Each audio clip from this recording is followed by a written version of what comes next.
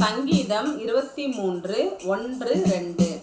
கர்த்தரின் மேய்ப்பராய் இருக்கிறார், நான் தாழ்ச்சி அடையேன். அவர் என்னை புல்லுள்ள இடங்களில் மேய்த்து அமர்ந்த தண்ணீர்கள் அண்டையில் என்னை கொண்டு போய் விடுகிறார். இந்த ஆட்டுக்குட்டியை பற்றி முதல்ல இது அழகா இருக்கான்னு சொல்லுங்க. இது என்னோட ரொம்ப ஃபேவரட்டானதுன்னு ஆசையாக வாங்கினது. நல்லா இருக்கா சொல்லுங்க. ஆட்டுக்குட்டியை பற்றி நான் ஒரு கதை சொல்ல போகிறேன். 2 ஆடுகள் நண்பர்கள், சரிங்களா?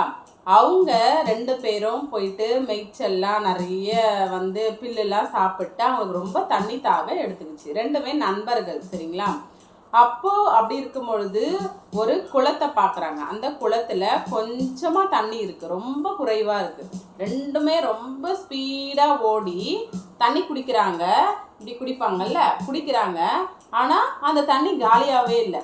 மறுபடியும் தண்ணி குடிக்கிறாங்க, காலியாகல.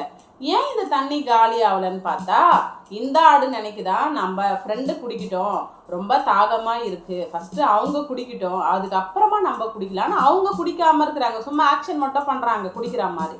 அதுக்கு இன்னொரு ஃப்ரெண்டு என்ன பண்ணுறாங்க, இவ ரொம்ப தாகமாக இருக்கிறாங்க, இவங்க குடிக்கிட்டோம், நம்ம விட்டு கொடுத்துடலாம் அப்படின்னு சொல்லிட்டு 2 பேருமே குடிக்காம ஆக்ஷன் மட்டும் பண்ணுறதுனால தண்ணி அப்படியே தான் இருந்துதான்.